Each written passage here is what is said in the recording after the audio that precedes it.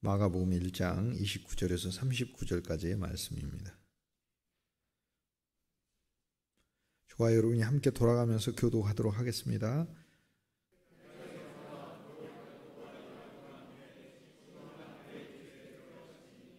시몬의 장모가 열병으로 누워 있는지라 사람들이 곧 그 여자에 대하여 예수께 여짜온대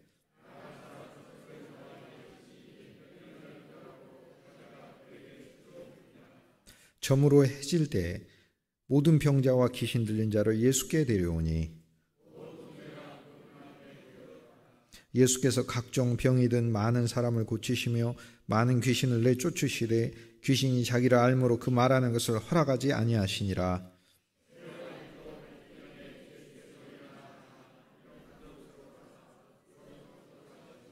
시몬과 및 그와 함께 있는 자들이 예수의 뒤를 따라가 이르시되 우리가 다른 가까운 마을들로 가자. 거기서도 전도하리니 내가 이를 위하여 왔노라 하시고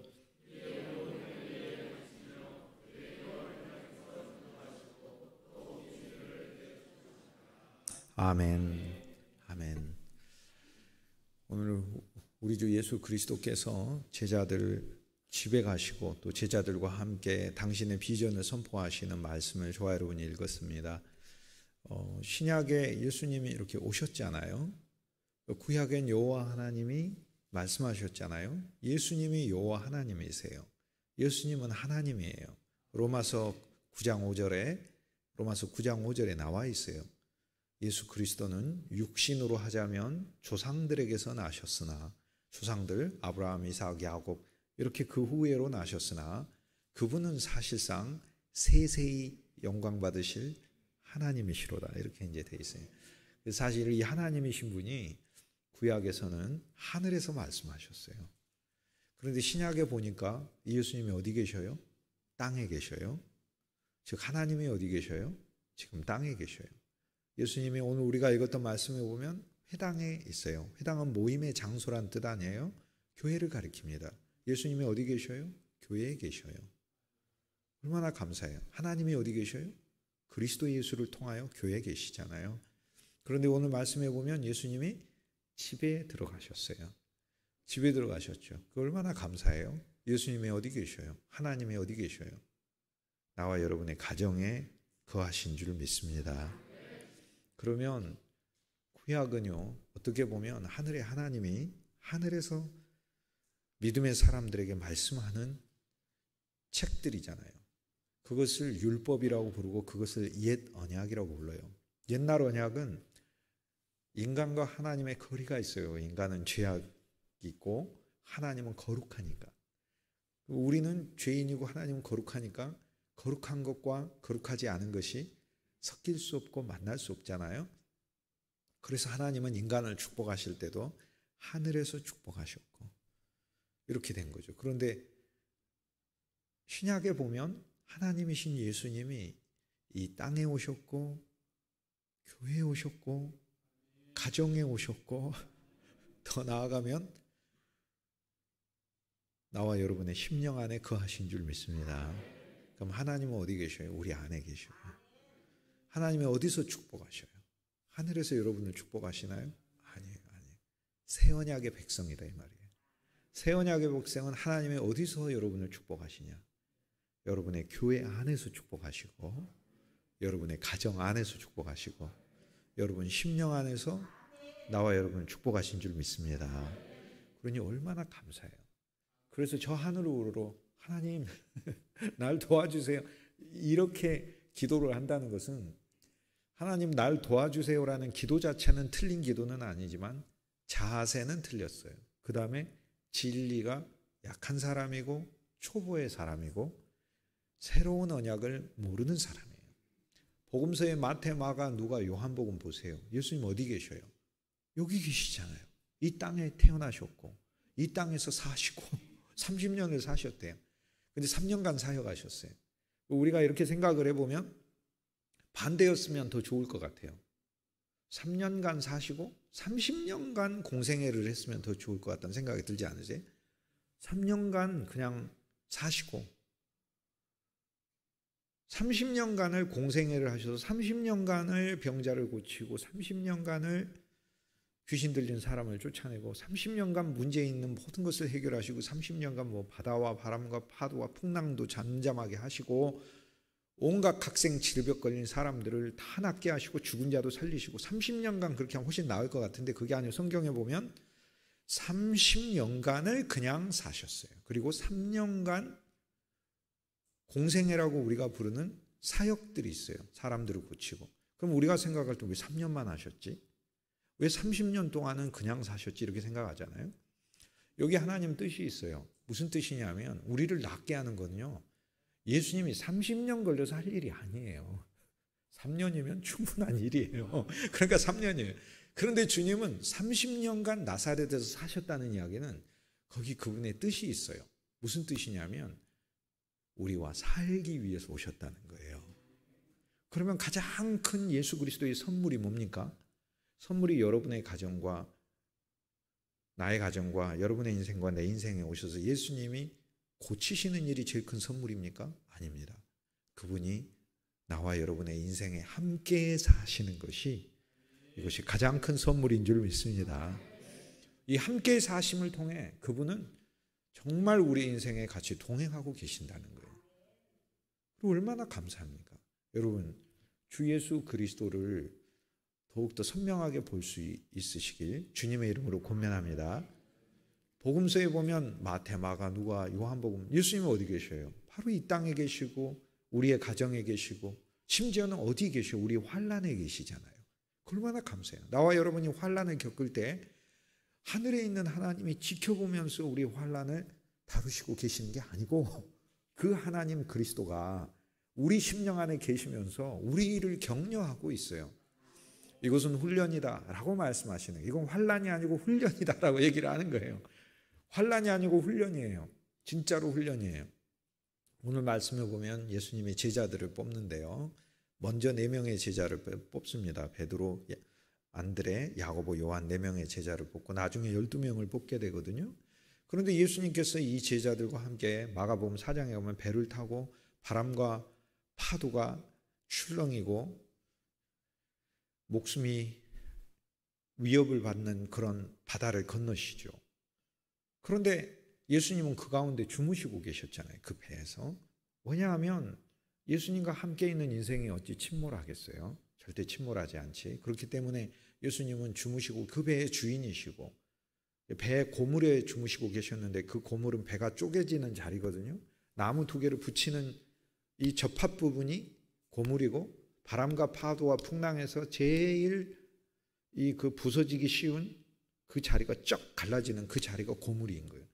그런데 거기에 누가 머리를 베고 계시냐고요? 예수님이 머리를 베고. 그러면 바람과 파도와 풍랑이 막 배를 때려가지고 배가 부서지면 누구 머리가 제일 먼저 손상을 입으셔요? 예수님. 그런데 예수님 머리가 손상을 어떻게 입습니까? 안 입습니다.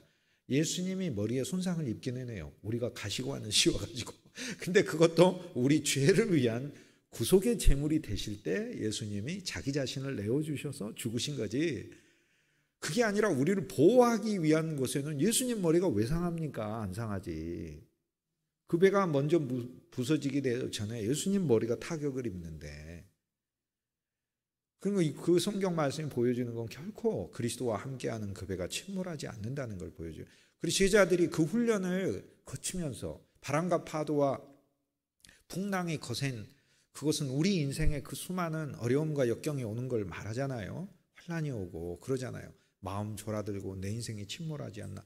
늘 그런 불안이 생기지 않습니까? 그런데 그 가운데서 예수님이 이기셨고 예수님이 붙들고 계시고 그걸 통해 제자들은 무엇을 느끼게 됩니까? 아, 이 바람과 파도를 내가 무서워해서는 안 되는구나라는 걸 느끼게 되는 거예요. 근데 예수님은 왜 이런 훈련을 시켰을까요? 단순히 앞으로 항해를 할 때, 예를 들어서 앞으로 너희들이 갈릴리 호수든 어디든 항해를 할 때 내가 너희를 지킨다라는 이 목적 때문에만 한 게 아니고 나중에 제자들과 사도들이 뭐 하는 사람들인가 봤더니 그리스도의 복음을 증거하는 사람들이잖아요. 쉽게 얘기해서 예수의 복음을 증거하고 다니는 인생이 되기 위해서 훈련을 시키는 거예요. 그게 나와 여러분의 인생에 하나님이 왜 고난과 어려움을 주셨어요? 그건 나와 여러분의 인생이 그 고난을 통과하여 무엇을 증거하도록? 믿음을 증거하고, 무엇을 증거하도록? 하나님을 증거하고, 예수 그리스도를 증거하고, 은혜를 증거하도록 우리를 하나님의 증인으로 세우기 위해서 환난이 아니라 훈련을 통과시킨 줄 믿습니다. 그 예수님께서 제자들을 통해서 하신 일이에요. 그리스도 예수께서 복음서에 보면은 30년간 우리와 함께 사셨다는 거기에 하나님의 깊은 선물이 있어요. 우리하고 함께 사셔요. 나의 슬픔에 아시고 나의 기쁨도 아시고 다 아셔요. 그런데 그분은 너무 지혜 자체이시기 때문에 내가 이해할 수 없는 슬픔과 고난이라 할지라도 그것은 나중에 하나님께서 나를 축복하시는 통로로 사용하시고 또 나를 훈련시키시는 하나님의 도구로 사용하시는 거예요. 이제 제자들은 바다를 건널 때 바다를 통제하는 분이 누군 줄 깨달았기 때문에 더 이상 두려워하지 않게 되잖아요. 우리는 환란이 올 때 환란을 통제하는 분이 누군 줄 알기 때문에 두려워하지 않게 돼요. 환란을 예수님이 꾸짖어 놨잖아요. 바람과 파도를 예수님이 먼저 꾸짖어 놨어요. 제자들에게 믿음이 없다고 꾸짖기 전에 바람과 파도와 풍랑을 꾸짖으시고 그 다음 제자들에게 어찌하여 믿음이 없느냐라고 제자들을 꾸짖었어요. 상황이 지금 급박한데요. 예수님은 제자를 먼저 꾸짖지 않아요. 상황을 먼저 꾸짖어요. 왜 내 제자들을 괴롭히느냐? 예수님 보여주시는 게 뭐예요? 믿음의 사람이 결코 망하지 아니한다라는 걸 보여주세요. 여러분 그리스도를 붙드는데 그리스도가 여러분과 함께 사시는 것을 날마다 찬송할 수 있길 주님의 이름으로 소망합니다. 우리 마음이 얼마나 교만한지, 우리가 주님을 믿으면서도 그냥 와서 우리가 저 멀리 있는 석상이나 돌상 섬기듯이 예수님을 그냥 내가 저 멀리서 이렇게 섬긴다고 생각해요. 그거 초보이고 아주 신앙에 그냥 초짜일 땐 그렇게 믿을 수 있지만 이제는 우리가 그리스도 예수를 믿어서 젖먹이 어린아이가 아니기 때문에 복음의 깊은 데로 나아가야 돼요. 그런데 그 복음의 깊은 정말 우리가 매일매일 고백하고 감사해야 될, 누려야 될 그 정수는 우리 삶에 그리스도가 나하고 함께 살고 계신다는 거예요. 그래서 얼마나 감사해요. 그래서 함께 살고 계셔요. 너무나 감사하는 거예요. 살고 계시면서 동시에 3년의 공생애를 하고 계셔요. 그래서 이건 짧다 그게 아니에요. 3년으로 충분해요. 쉽게 얘기해서 예수님의 목적이 어디 있는가 우리에게 보여주시는 거예요. 예수님이 우리하고 살러 오셨나 우리를 고치러 오셨나 이걸 보여주는 거예요.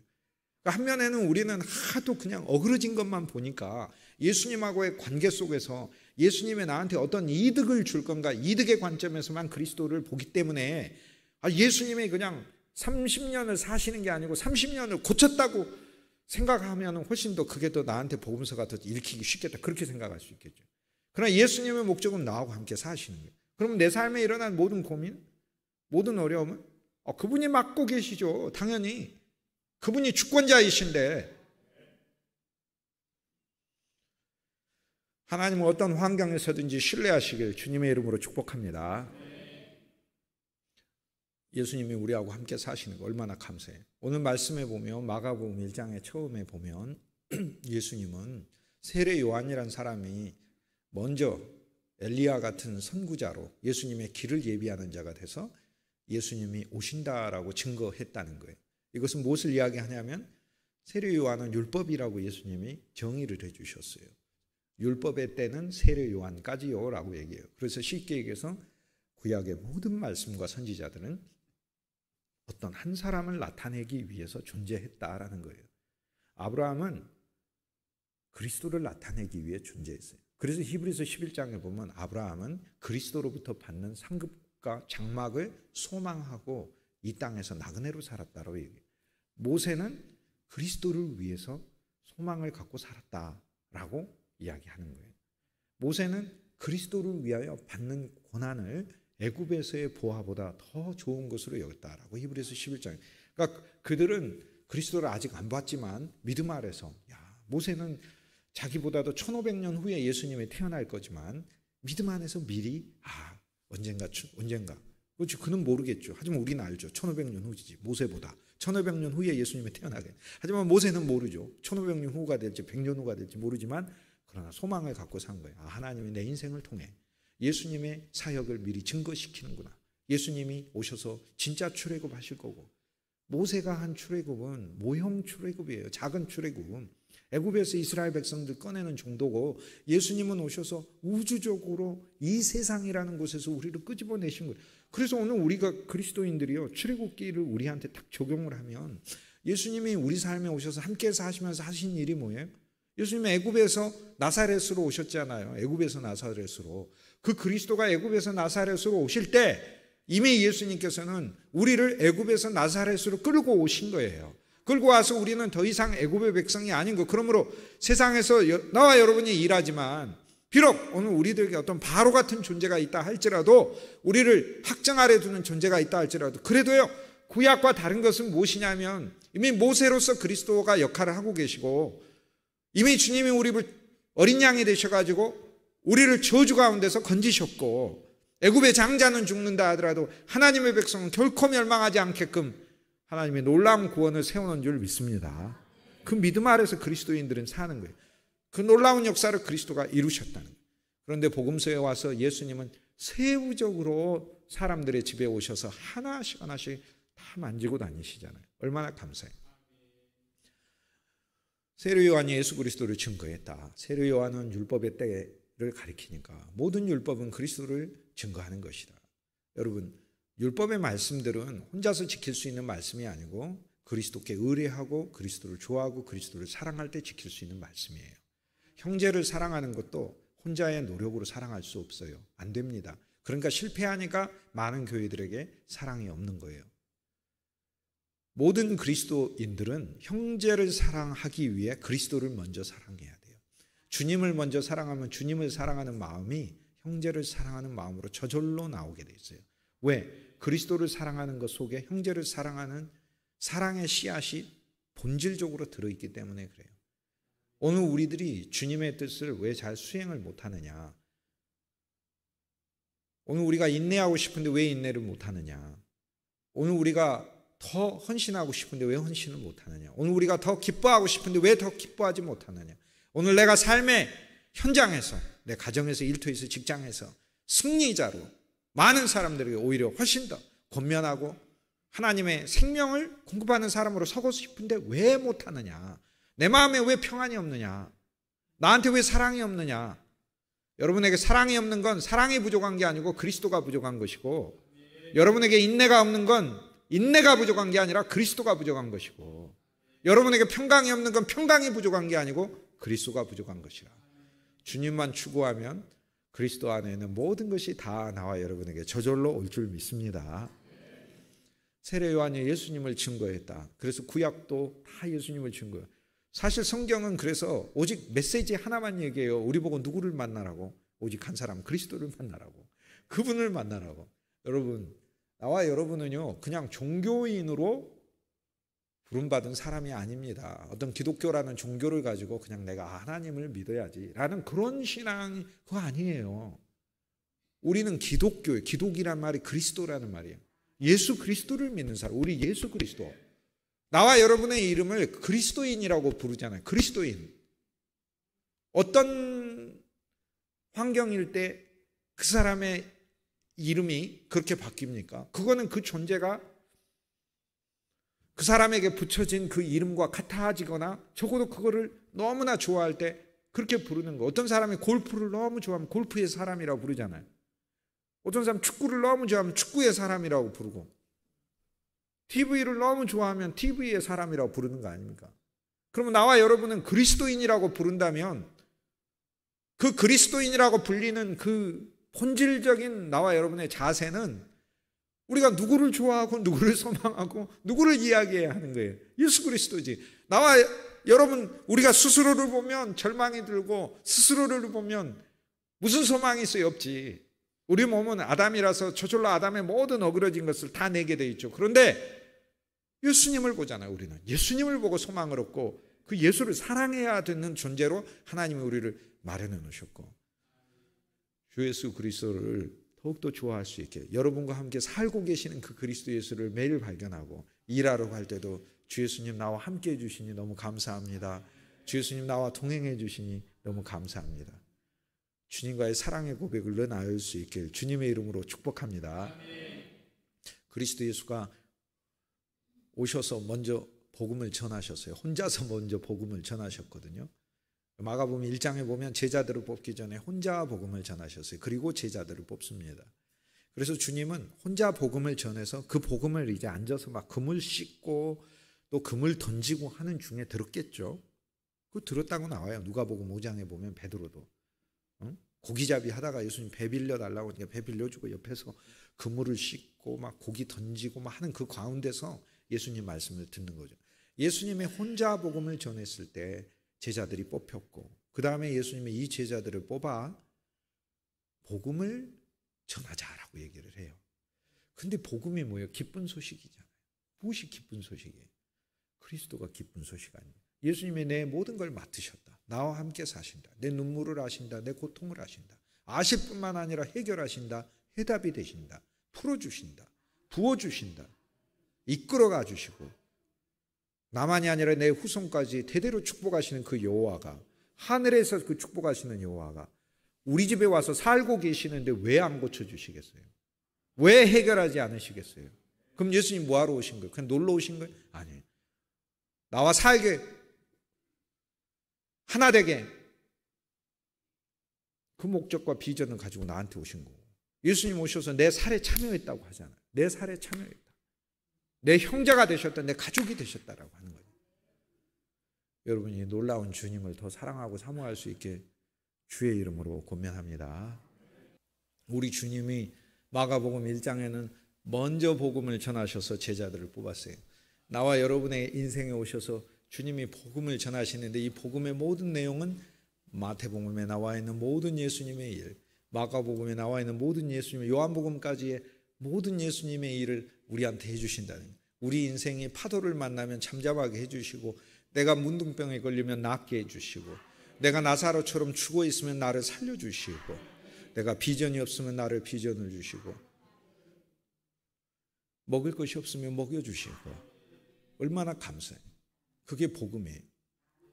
그런데 예수님이 혼자 복음을 전하시다가 제자들을 뽑아서 제자들을 통해 그들을 사도로 만드시고 복음을 전하게 하셔요. 그래서 제자이고 사도인데 제자는 예수님을 배우는 사람을 제자라고 해요. 12제자이고 12제자를 12사도라고 하잖아요. 사도는 예수님을 대표해서 보내진 사람을 사도라고 해요. 그러니까 우리는 한면에 예수님을 배우는 거예요. 제자라는 것은 계속해서 예수님을 향하는 것을 제자라고 하고 사도라는 것은 예수님을 향하는 게 아니라 예수님을 대표해서 세상을 향하고 가정을 향하고 인간들을 향하고 이웃을 향하는 게 사도의 역할인 거예요. 예수님은 오늘 우리를 12제자로 뽑았어요. 예수를 배우는 거예요. 교회 안에서. 여러분들은 여러분의 가정과 회사와 일터와 학교와 모든 인간관계에 그리스도의 사도인 줄 믿습니다. 예수님이 나하고 함께 계시는 거예요. 예수님이 나를 왜 고치셔요? 제자로 만들기 위해 고쳐요. 예수님은 왜 내 삶에 오셔서 복을 부으셔요? 제자로 만드시기 위해서 그러는 거예요. 사실 복음서에 보면은 그리스도를 만난 수많은 사람들이 있는데 그 수많은 사람들을 만나 고치는 이야기하고 동시에 병행해서 나가는 이야기가 있어요. 그 병행해서 나가는 이야기는 뭐냐면 예수님의 제자를 뽑아 그리스도의 복음을 알게 하시는 이야기가 같이 병행해서 나가요. 그러니까 예수님 문둥병자 고칠 때 제자들도 옆에 있는 거예요. 예수님이 씨 뿌리는 비유를 사람들한테 얘기할 때 제자들도 함께 들어요. 그러니까 사람들도 듣고 제자들도 같이 들어요. 그런데 사람들이 들을 때는 그런 이야기가 있나 보다 이렇게 듣는 거고 제자들이 들을 때는 예수님이 제자들에게 주는 구체적 메시지고 이 메시지들은 제자들도 전해야 되는 메시지로 제자들이 들어야 하는 거예요. 예수님은 제자들을 계속해서 이끌고 다니시면서 사람들을 고치는 것을 보여주셔요. 그러면서 사람들은 또 예수님을 통해 치료를 받습니다. 오늘 교회 안의 모습이 그래요. 우리는 한 면에서 백성들로서 내가 배고플 때 주님이 나에게 오셔서 먹을 것을 주시고 일자리가 없으면 일을 주셔요. 믿는 자의 자녀를 복되게 하시는 주님을 믿음으로 반드시 소망하고 체험할 수 있길 주님의 이름으로 축복합니다. 완악한 불신의 마음을 갖지 말고 은혜로 하나님 부으셔요. 자녀가 부족하면 하나님 은혜로 부으셔서 이끌고 가시고 사익기를 주시고 이 땅 안에서 근거를 마련하게 하시고 반드시 부으시는 하나님의 은혜의 풍성함을 여러분 사는 동안 확실하게 모두 다 체험할 수 있길 주님의 이름으로 권면합니다. 우리 주 그리스도가 그렇게 좋은 분이셔요. 그런데 이 주님을 우리가 만나서 함께 가면서 우리가 사람으로서 우리의 모든 문제를 고쳐주신 주님을 만나면 오늘 말씀에 보면은 예수님의 제자들이 예수님에 의해서 뽑혀서 예수님의 사역을 하기 위해서 함께 훈련받는 게 있는 거예요. 그럼 오늘 이 복음이라는 것은 이 전체가 다 복음인데 또 어떤 의미에서 복음이냐면 내가 백성으로만 있는 게 복음이 아니라 내가 제자가 된 게 복음이잖아요. 내가 예수님을 배워 예수님 사도가 되는 거 아니에요. 여러분 가정에 누가 예수님을 믿게, 여러분 친척들과 모였을 때 예수 믿는 사람의 기쁨을 누구를 통해 다른 사람들이 들어야 하는 거죠. 돈 많이 벌어서 자랑하려고 하기 위해서 식구들 모인 게 아니잖아요. 친척들이 그렇게 모인 게 아니잖아요.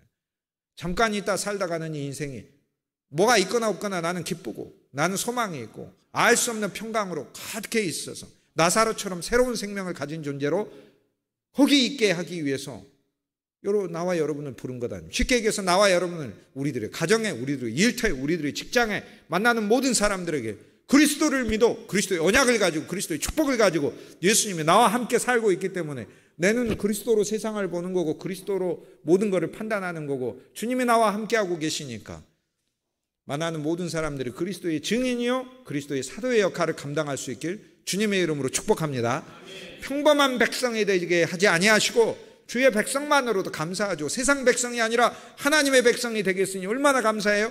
그런데 하나님의 백성만이 되게 한 게 아니라 예수 그리스도가 제자가 되게끔 우리를 뽑으셨으니 믿음으로 하나님 앞에 우리 모두가 주님께 제자로 뽑힌 걸 감사할 수 있길 주의 이름으로 권면합니다. 그걸 기도하시자고요. 주여, 나는 주의 백성으로만 있기 원치 않습니다. 나는 주의 제자가 되기를 원합니다. 주님 날 사용하셔서 주의 일을 하십시오. 그러니까 복음 아닙니까? 이 땅에 와서 살다 가서 하나님 앞에 갔는데 보아라 즐거운 우리 집 아버지 앞에 갔는데 아버지가 나한테 세상에서 뭐 하다 왔느냐 이렇게 물어보시면은 그냥 나 혼자서 열심히 일해가지고 돈 많이 벌어가지고 어쨌든 험한 세상 잘 살도 이렇게 얘기할 거냐고요. 나는 누구를 만나든지 간에 내 인생의 환란을 만나든 아니면 평탄한 길을 걷든 동남풍이 불어와서 따뜻한 바람이 불어오든 서북풍이 불어와서 춥고 매서운 환경에 있든 가시밭이어도 예수의 향기 날리면서 주님을 기뻐하면서 나는 살았습니다. 이렇게 우리가 말을 할 때 하나님이 잘했다라고 우리 눈물을 닦아주시는 거지. 그냥 내 일만 열심히 하다 왔습니다. 우리가 그렇게 어떻게 얘기하냐고요. 아무 의미가 없는 그런 이 세상의 안개와도 같고 그냥 우리 전자 현상이고 먼지와도 같은 존재이고 지렁이와 같은 존재이고 돌덩이하고 비슷한 존재 아니에요. 우리는 오히려 하나님을 거역하면 돌멩이보다 더 못한 존재가 되잖아요. 저주받은 존재가 되니까. 그나마 만물은 예수 그리스도가 구속해서 만물은 하나님을 찬송하는데 만물이 하나님을 찬송하는데 그 만물 옆에선 인간은 하나님을 거역하고 있으니 만물보다 못한 저주의 존재가 돼버리는 그런 게 인간의 하나님 없이는 그리스도 없이는 받게 될 운명인 것이죠. 그런데 그런 존재가 예수님을 통해 구속함을 받았으니 얼마나 감사하고 구원함을 받았고 구속함을 받아 하나님의 다 갚아서 하나님 앞에 설 수 있게 하고 언제나 떳떳이 그리스도를 통해 설 수 있게 하고 언제나 예수님께 나아갈 수 있게 하고 예수님이 날 부르시면 기쁨 가운데 내가 나아갈 수 있게 하고 그리고 그 주님의 음성은 나를 축복하시고 사랑한다는 음성이고 그런데 예수님이 내가 너를 제자로 사용하고 싶다. 이거 얼마나 복음입니까? 복음입니까? 사실 우리는 주님 날 제자로 쓴다고 내가 제자가 되기에 가장 기나한 사람입니까? 그러나 주님이 써야 되겠다 하면은 주님이 판단해도 옳으니까 하시는 거 아닙니까? 가끔 어리석은 반응을 교회 안에서 하나님의 일을 하면서 보이는 분들이 있어요. 어떤 직분과 일을 하라고 했을 때 겸손으로 저는 그 일을 감당하기 어렵습니다. 이렇게 하는데 겸손이 아니라 교만해가지고 가끔 하는 그 반응들이 있어요. 내가 그거를 하겠네 이런 식으로. 그 교만이고 그 다음에 또 끝까지 고집 부리고 안 하는 경우도 있어요. 진짜 자기가 부족하다고 생각하고 주님이 제자로 뽑겠다고 하면 주님이 충분히 제자로 양육시켜서 제자의 가치를 낼 수 있다고 생각하시니까 제자로 뽑는 거 아닙니까? 여러분 하나님의 일에 나와 여러분도 쓰임받는 사람으로 하나님이 불러서 세웠다는 사실을 그리고 그런 사람이 우리가 일생 동안 될 수 있기를 주님의 이름으로 축복합니다. 그걸 감사해야 돼요. 감사해야 돼요. 우리 아버지는 장로님이, 우리 어머니는 권사님이. 너무 감사해요. 나는 우리 아버지 어머니가 모르겠어요. 저한테 물려주고 그런 물질적인 재산도 없어요. 마이너스 통장 물려주셨지. 통장은 물려주셨어. 마이너스 통장이라서 그렇지. 그런데 일생 주의 몸을 사랑하고 교회를 섬기고 믿음 안에서 기도하고, 아버님은 소천하시고 어머님은 기도 가운데 늘 노인이 되셔서 계시고, 그건 제일 자랑스러워요. 여러분, 하나님의 일에 그리스도인들은 내가 하나님의 일을 하는 사람이라는 프라이드를 갖고 사는 거예요. 이게 우리 프라이드예요. 세상을 가면서, 아니 우리가 물질적인 기준으로 세상 사람하고 나하고 대면서 삽니까? 권력을 기준으로 살겠어요? 명예를 기준으로 살겠어요? 명예든 권력이든 재물이든 그런 거하고는 비교할 수도 없는 참보아이신 예수 그리스도를 우리가 소유한 사람 아닙니까? 우리는 하늘에 속한 백성 아닙니까?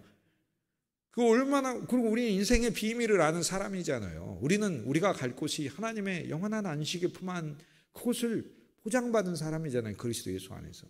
이 땅을 살면서 눈물 나는 일들이 많이 있지만, 그러나 그 가운데서도 하나님이 여기 복음서에 있는 많은 이적들을 행하시면서 역사하셔서 우리를 돌보시겠다고 하셨으니까 우리하고 함께 계시는 분 아닙니까? 우리가 그런 인생인데, 오늘 우리 그리스도인이 이 단순히 하나님의 백성으로만 있는 게 아니라 하나님 날 제자로 사용하십니다. 제자로 불러서 그리스도를 배우게 하신다는데, 그 자체가 복음이에요. 날 제자로 뽑았다가 복음이에요. 여기 보면 4명만 제자로 뽑았다고 돼 있는데, 갈릴리 호수에 있는 그 4명 주위에 있는 많은 사람들, 그냥 자기 금을 던지는 그 사람들이 아니고, 저와 여러분은 오늘 이 귀한 집회에 함께 있지 않습니까? 저는요, 하나님 앞에 제가 가진 진짜 믿음의 프라이드가 있어요. 저는 제가 집회하는, 제 집회에 참석한 모든 사람들은 그리스도를 알게 하시기 위해 주님이 부른 사람들이고, 그리스도 안에서 그리스도의 만복을 위해서 창세전에 예정된 사람들이고, 나는 굳건히 믿어요.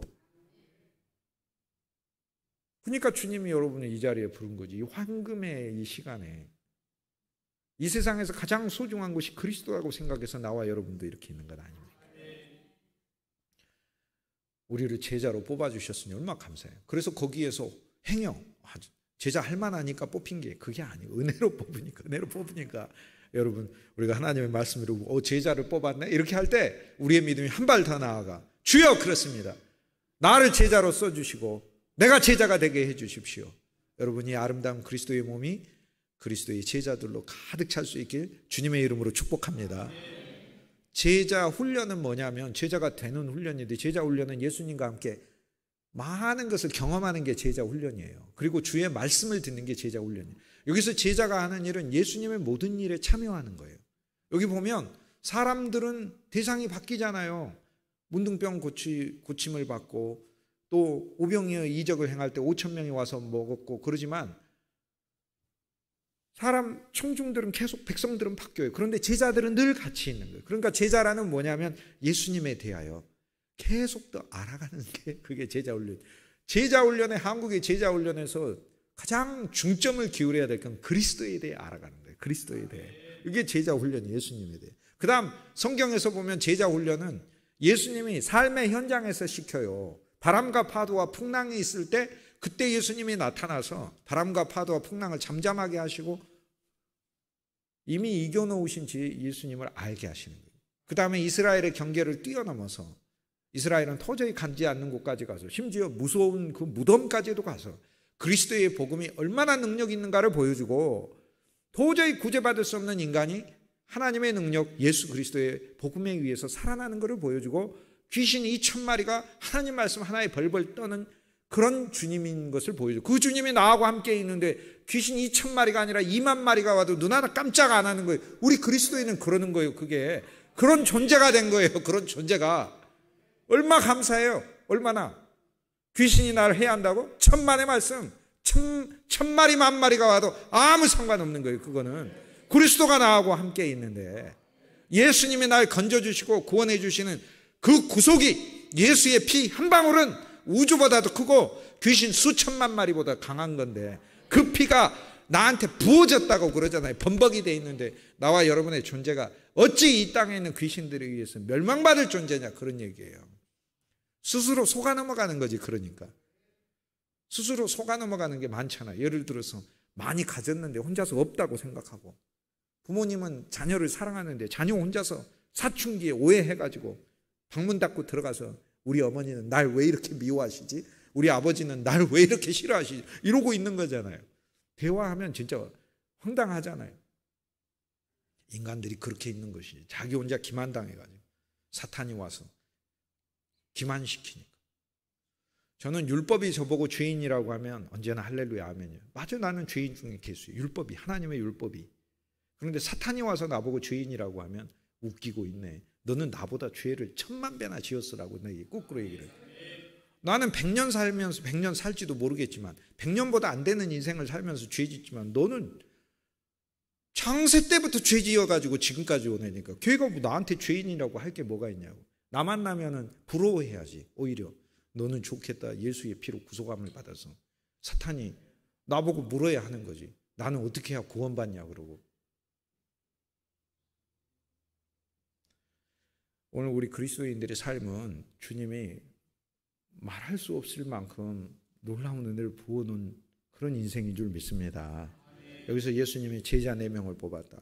혼자 복음을 전하는 주님으로 두지 마세요. 여러분 가정에 예수님 오셔서 혼자 복음 전하게 하지 마시고, 여러분이 그리스도의 제자가 되고 그리스도의 사도가 되어 그 영광에 반열해 우리 모두가 쓰임받을 수 있길 주님의 이름으로 축복합니다.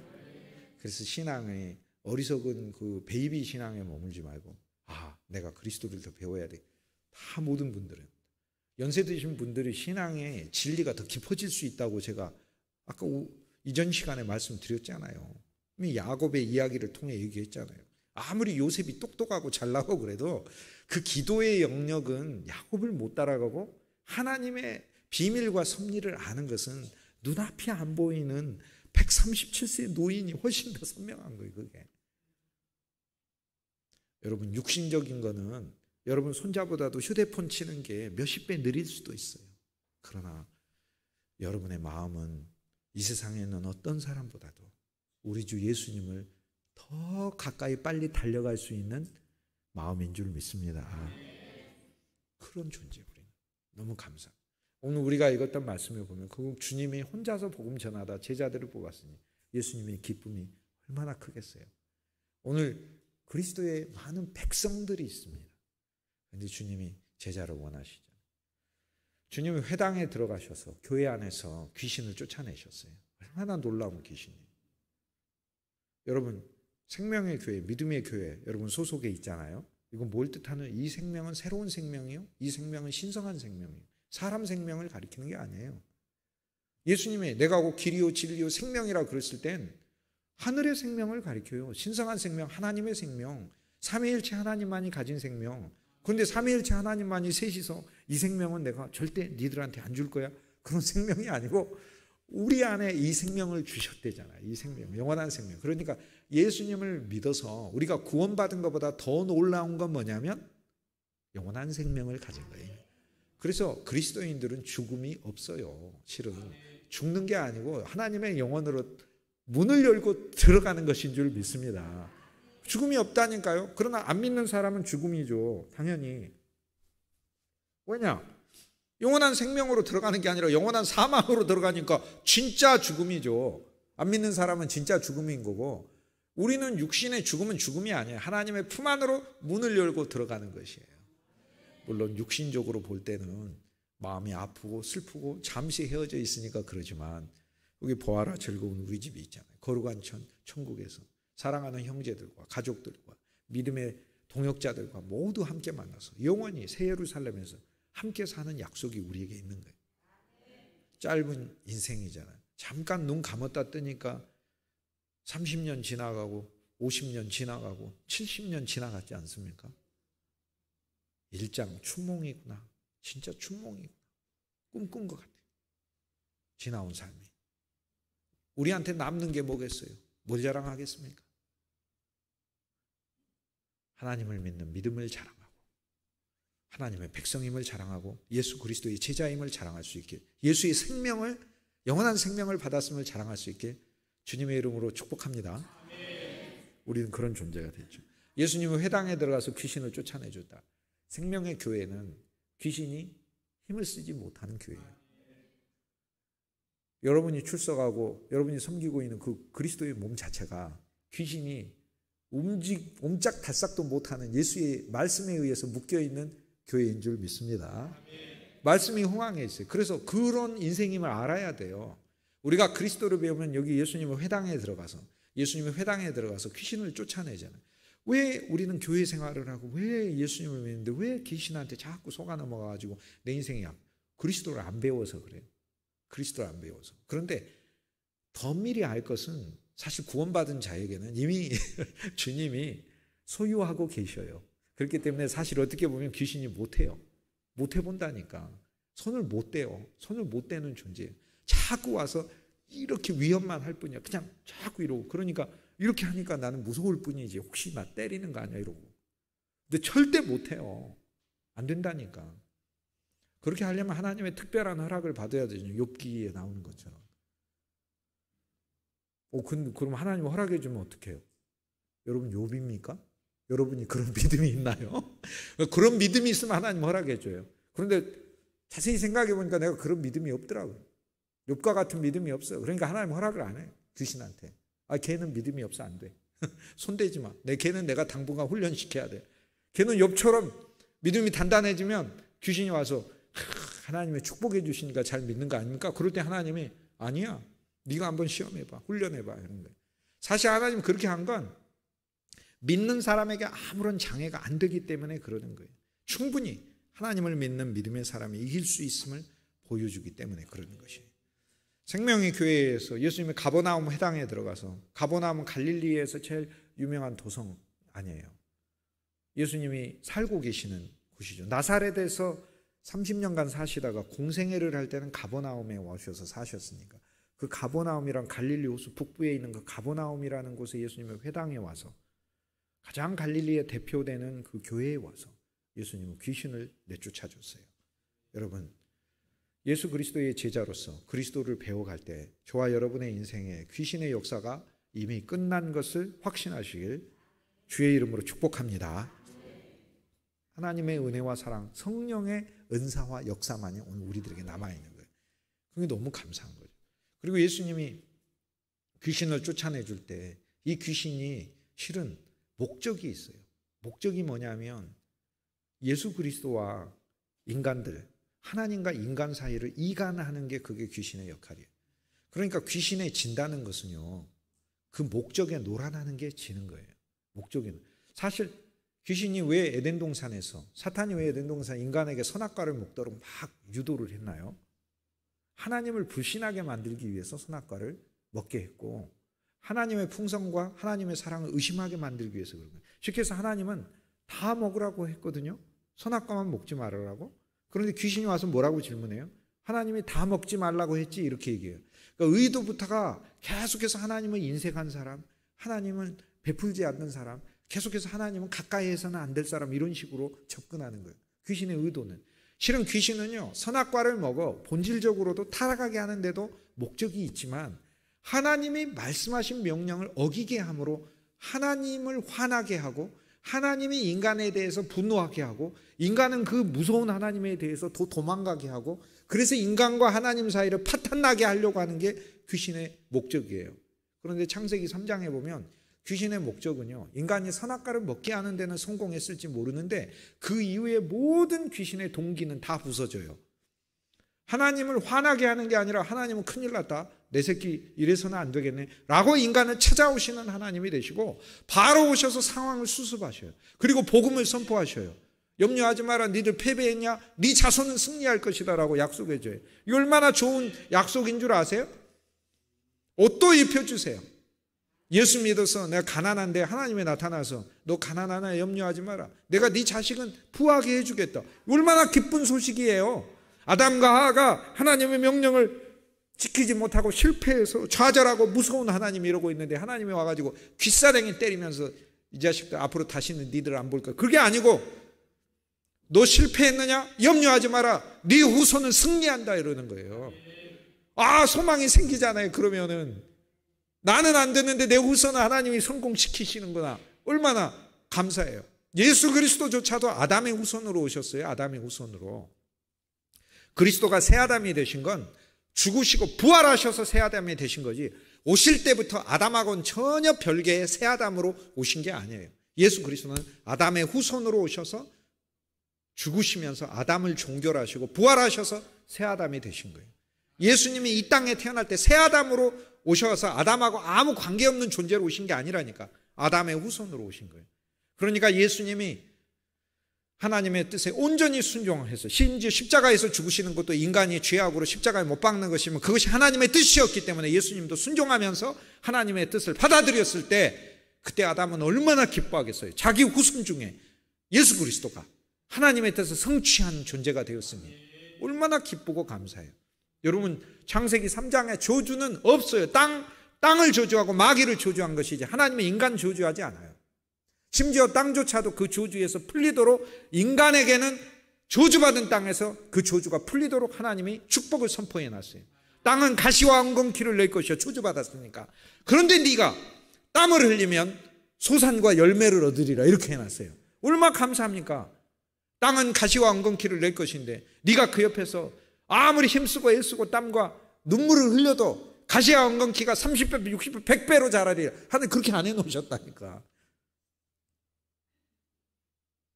앞으로 네 가는 거 밖에 나가보면 다 가시천지고 가시덤불 천지고 엉겅퀴 천지다. 아이고 큰일 났네. 에덴 동산에서 쫓겨났더니 지옥이네. 그랬더니 하나님이 수고하고 땀 흘리는, 쉽게 얘기해서 네가 마음을 기울이고 네 눈물이 있는데 왜 내가 값을 안 주겠느냐. 하나님 그렇게 약속하셔요. 그곳에 열매가 있다, 소산이 있다, 그곳에 에덴 동산이 새로 세워진다 라고 하나님 얘기해 주시잖아요. 옷도 새로 입혀주고 벌거부셨어요. 그래서 하나님과의 사이가 더 가까워져 버렸어요. 더 가까워졌어요. 여러분, 어떤 사람과의 관계는요, 그냥 계속 간다고 친한 게 아니라 어떤 갈등을 통하여, 그런데 그 갈등이 해결되고 오히려 진심을 더 알고 서로도 돕게 됐을 때 그때 진짜 더 친해지잖아요. 하나님과 인간의 관계가 선악과를 먹어가지고 멀어진 게 아니고, 선악과를 먹어서 처참해진 상태에 오히려 하나님은 옛 인간을 끝내버리고 새 인간을 시작하시고, 잘 됐다, 내가 아예 은혜의 하나님으로 너희한테 갈게, 다 회복할게, 회복뿐만 아니라 더 풍성을 부을게, 영원한 생명을 줄게. 말할 수 없는 선물이 왔어요. 말할 수 없는.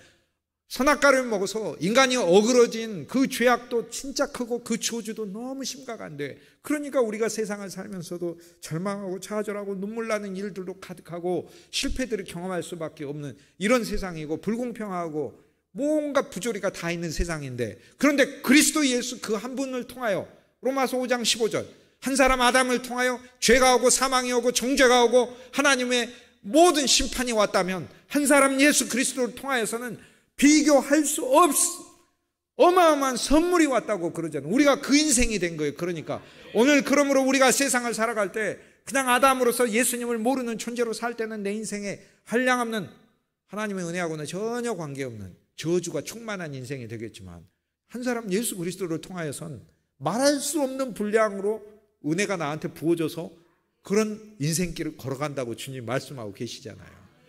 그럼 우리 눈으로 볼 때는 저주가 태산만큼 하늘에 쌓여 있는 것 같지만, 한 사람 그리스도를 통하여서는 그 태산하고는 비교도 할 수 없는 우주만한 하나님의 은혜가 그 위에 덮어졌으니 죄가 성한 곳에 은혜는 더 덮어버렸다라고 얘기를 하지 않습니다. 이 놀라운 인생으로 저와 여러분이 하나님 앞에 부르심 받았으니 언제나 하나님을 찬송하고 감사할 수 있길 주님의 이름으로 축복합니다. 오늘 말씀에 그리스도는 회당에 들어가셔서 귀신을 쫓아내셨어요. 우리를 어그러뜨리게 하고 에덴 동산에서 실패하게 해서 인간을 저주로 했던 근본적인 것을 주님은 치료하셨어요. 몰아내셨어요.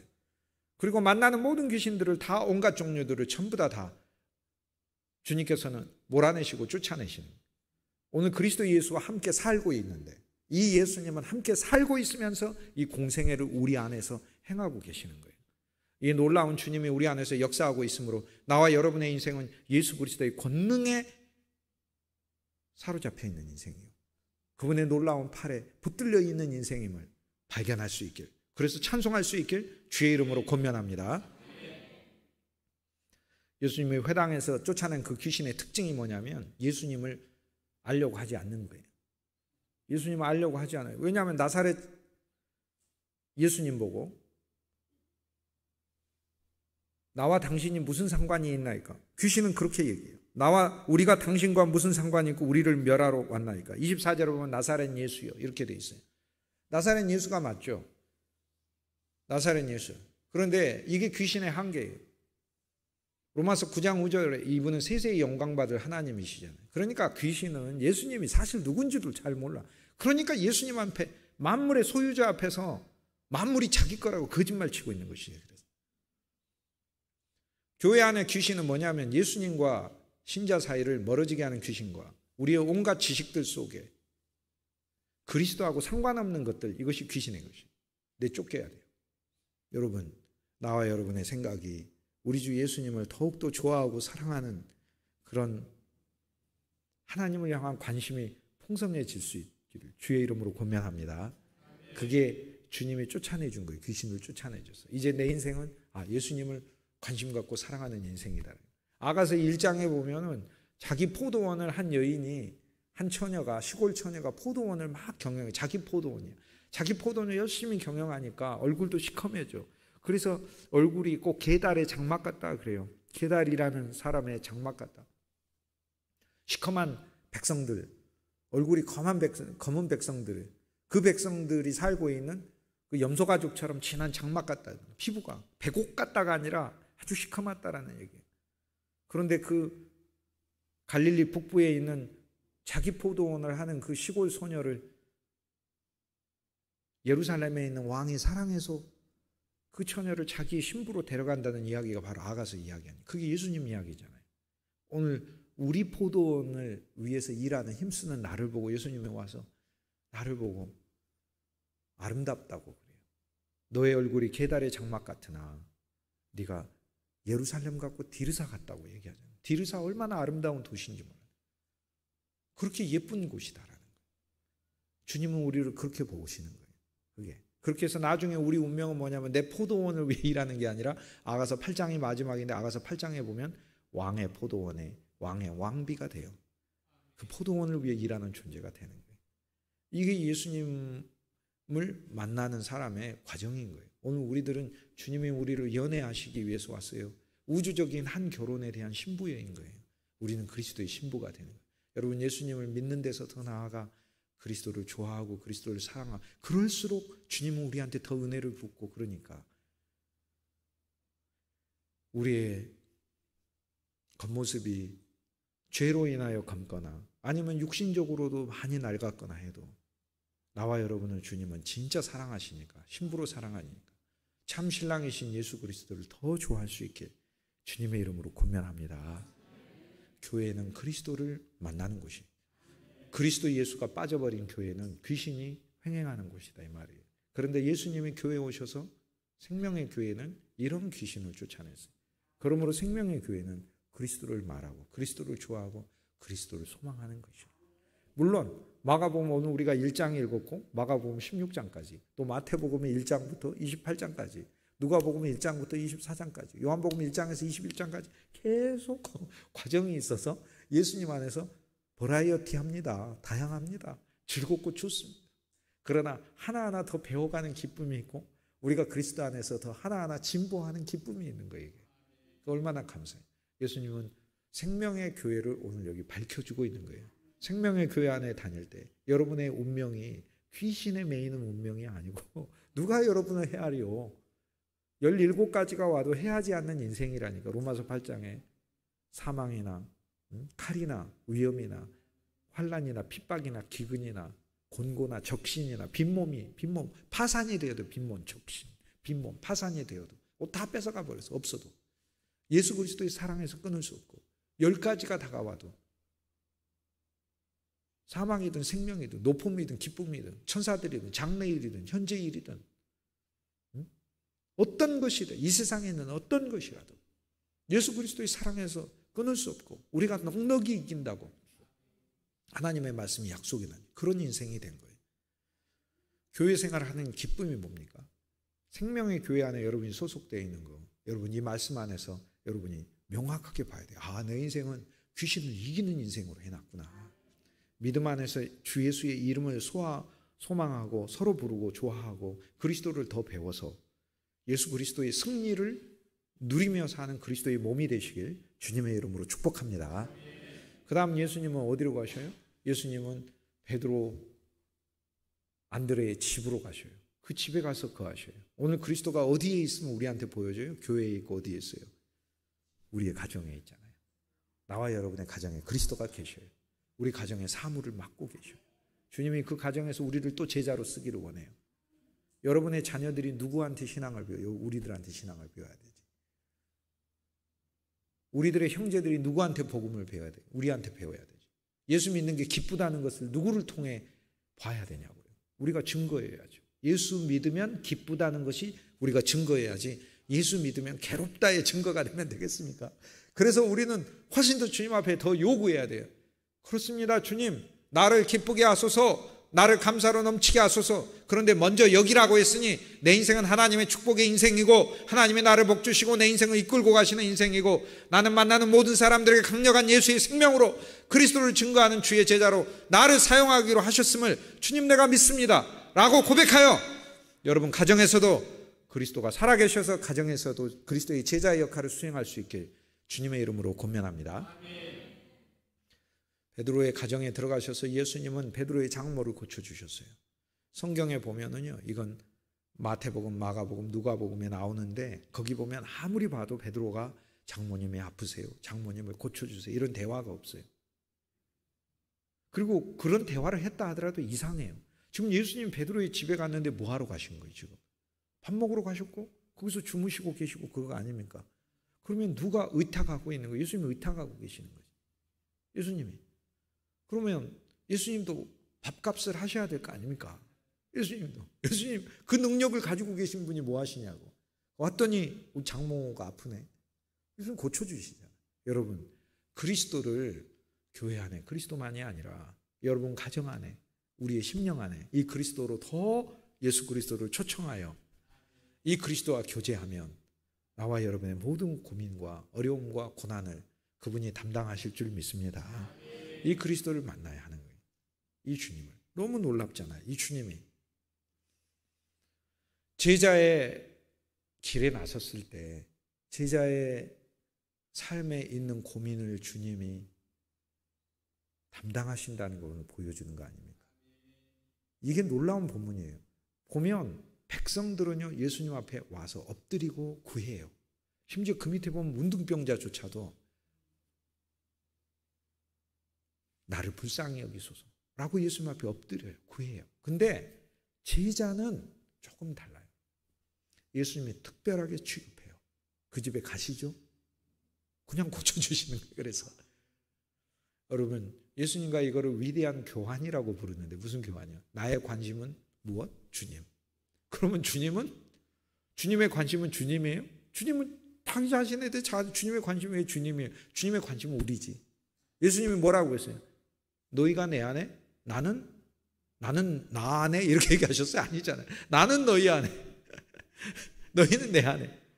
예수님을 믿는 순간 이 상호 내재 상호 연합이란 거 선물로 받아버린 거예요. 그러니까 우리 안에 그리스도가 와 계신 거예요. 그러니까 그래서 이때 교환이 일어난 거예요. 내 관심이 예수님이면 내가 제자 주님 내가 주님 제자가 되겠습니다.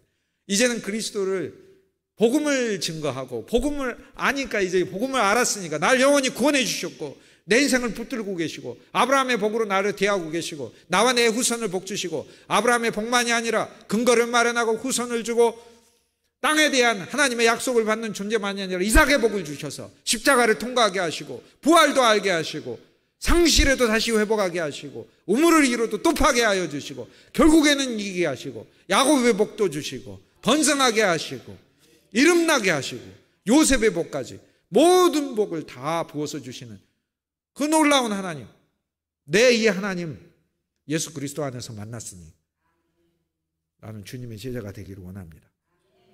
그 고백을 통하여 아브라함의 복은 우리에게 저절로 역사하는 줄 믿습니다. 이게 위대한 교환이에요. 우리 관심은 그리스도, 그리스도 관심은 우리인 거예요. 그래서 주님이 베드로의 집에 가셔서 베드로의 장모가 아픈 걸 보고 베드로가 예수님 부탁이 하나 있습니다. 좀 고쳐주십시오. 그러면 예수님이 베드로 장모가 일어나서 좀 이따가 음식할 건데 예수님 배고프잖아요. 배고프지 않습니까? 그러면 예수님도 밥 먹어야 된다는 거 아니에요? 예수를 수종 들었다라. 그러니까 베드로 장모가 나와가지고 예수를 수종 들었다라 그렇게 하니까. 그런데 예수님이 지금 그 집에 가가지고 그냥 아무 일도 안 하고 거하시고 그러면 예수님이 예수님 아니신 거지. 그러면 여러분, 그리스도가 나와 여러분의 집에 와서 우리가 뻔뻔하게 주님을 진짜 알아야 돼요. 야밤에 가서 아이고 떡 달라 가기가 미안하네. 주님은 그렇게 하면 안 된다는 거예요. 막 과감하게 문 들으면 떡 주세요 해야 된다는 거예요. 떡 주세요. 누가복음 11장 예수님 그렇게 얘기했어요. 기도는 그렇게 하는 거라고. 여러분, 뭐 이런 얘기하기가 주님 미안하고 좀 구차스럽긴 한데 뭐 해줬어요. 이런 식으로 하면 안 된다. 예수님 십자가에서 날 사셨지 않습니까? 그러면 책임자가 예수님 아닙니까? 내 인생 주님이 책임지십시오. 주님이 이끌고 가십시오. 담대하게. 그러면 나와 내 후손들도 주님께 속하지 않았습니까? 당신이 책임 안 지시면 누가 책임지겠습니까? 지금 예수님께 맡깁니다. 당신이 알아서 해결하십시오. 담대하게 모든 사무와 사물과 모든 사람들과 모든 사안들 가운데 우리 주 예수 그리스도의 능력을 기대하고 담대하게 그분의 역사를 소망할 수 있게, 그리고 체험할 수 있게 주님의 이름으로 축복합니다. 가정 안에 가셔서 주님께서 수종 받으시니까 고치시잖아요. 어려우니 알아서 안 고치죠. 주님을 더 가까이 하시자고요. 우리 집안에 예수님을 더 가까이 하면 놀라운 일들이 생겨요. 앞으로 강단에서 선포되는 모든 매 주일마다 선포되는 말씀 안에 예수 그리스도가 살아있을 거예요. 그 살아있는 그 그리스도가 여러분의 심령에 더 들어가고 교회 안에 충만하고 여러분의 가정과 일터까지 더 가게 되면 주님이 이 역사를 행하신다 그 얘기예요. 그러면 여러분의 가정은 어떤 가정이 돼요? 그리스도를 수종드는 가정이 되는 거예요. 얼마나 영광스러워. 이 땅에 살면서 이 세상의 것을 수종드는 사람이 아니라 그리스도를 수종드는 가정이 되었으니 얼마나 영광스럽습니까? 너무 감사한 거예요. 찬송 한 번 같이 하십시다. 236장 찬송하십시다.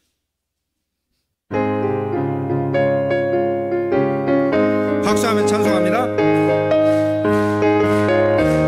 우리 모든 수고 끝남, 우리 모든 수고 끝남, 세상 창밖 세운 근심 걱정 사라진 후에 주를 뵙고 모든 성 멸류관을 쓰리라. 새 예루살렘에서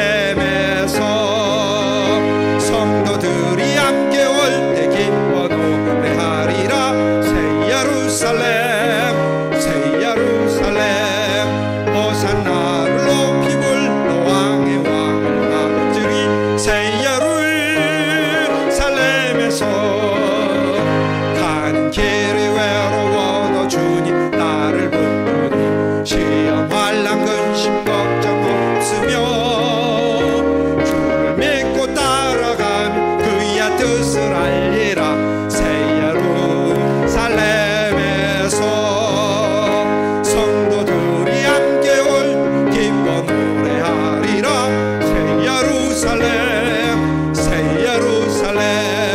호산나를 높이 불 왕의 왕을 맞으리. 새 예루살렘에서 내가 세상 작별하고 못 눈물 거두니 주의 영광 찬란하게 비칠 때 나를 구속하신 주 기쁨으로 배워리. 새 예루살렘에서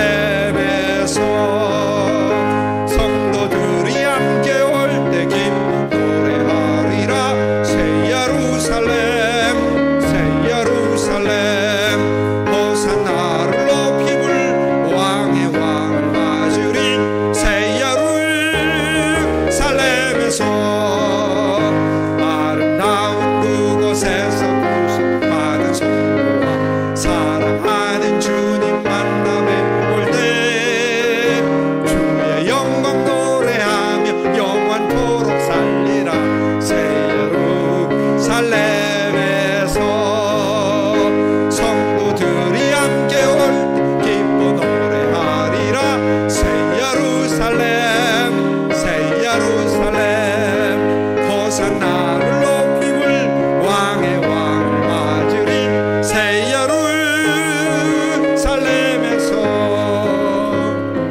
할렐루야.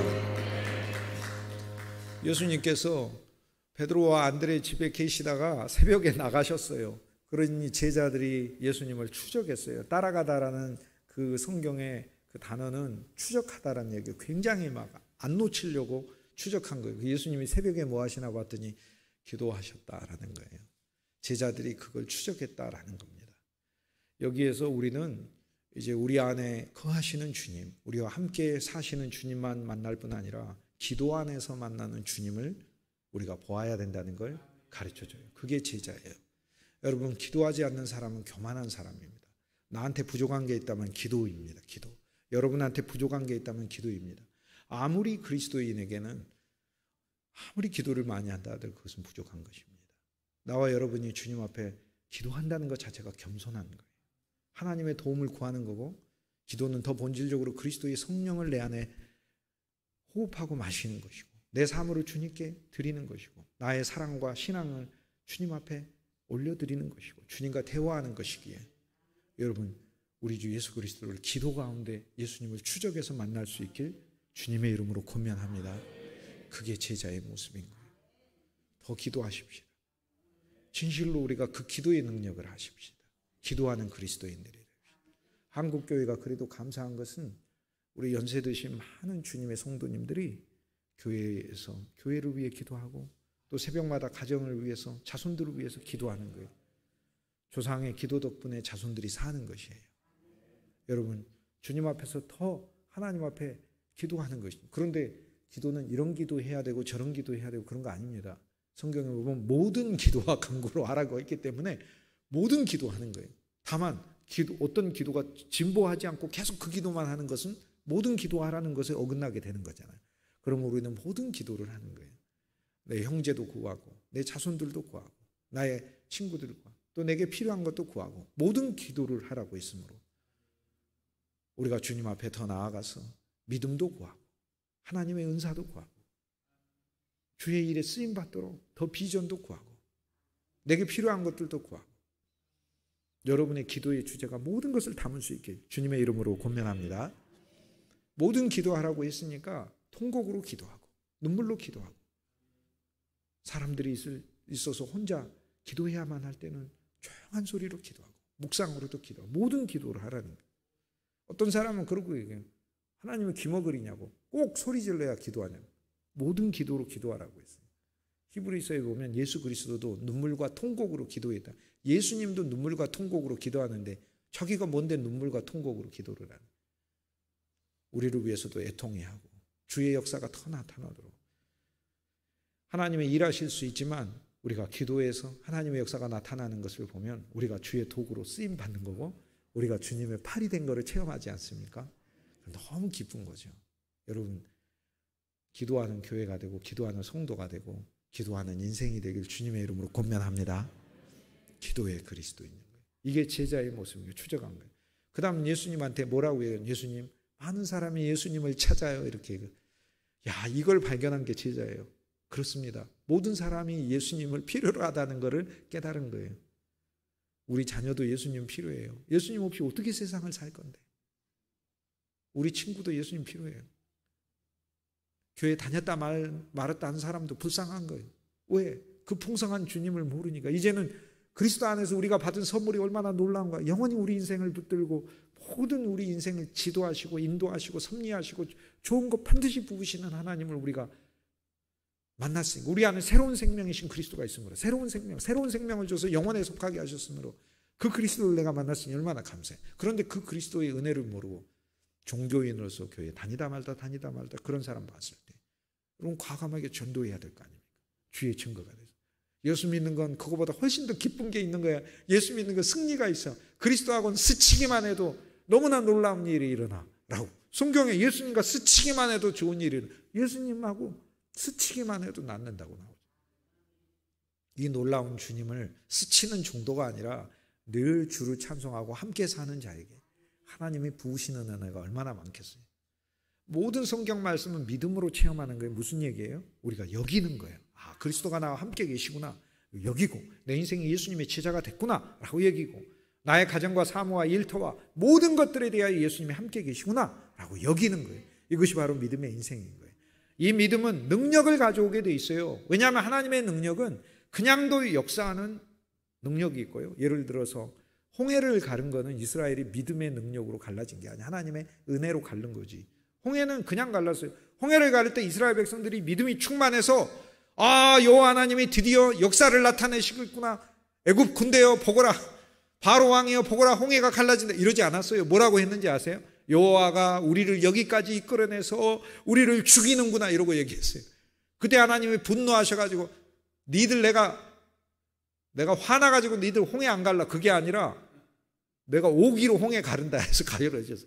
홍해는 믿음으로 가른 게 아니에요. 그런데 요단은요 믿음으로 발을 디뎠을 때 갈라지는 거예요. 그래서 여러분 우리가 믿음의 성도가 됐을 때 하나님의 능력을 은혜만으로 체험하는 능력, 긍휼만으로 체험하는 능력 그 이상으로 우리가 믿음을 적용하고 사는 그리스도인이 됐을 때 훨씬 더 하나님의 큰 능력을 체험하시길 주의 이름으로 권면합니다. 오늘 말씀해 보면 모든 사람이 예수님 필요하구나. 우리 제자는 뭐예요?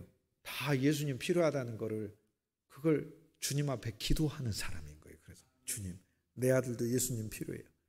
내 딸도 예수님 필요해요. 진짜로 필요해요. 세상 사는 동안 저들이 빚되게 하소서. 기도해요. 내 친구도 예수님 필요하고 우리 직장에 있는 사람도 예수님 필요하고 우리 상사도 예수님 필요해요. 나와 함께하는 모든 자 예수님 필요해요. 이걸 아는 게 제자예요. 그리고 예수님께 고백하잖아요. 근데 예수님은 또 뭐라고 말씀하셔요? 복음을 전하러 가자라고 얘기를 하셔요.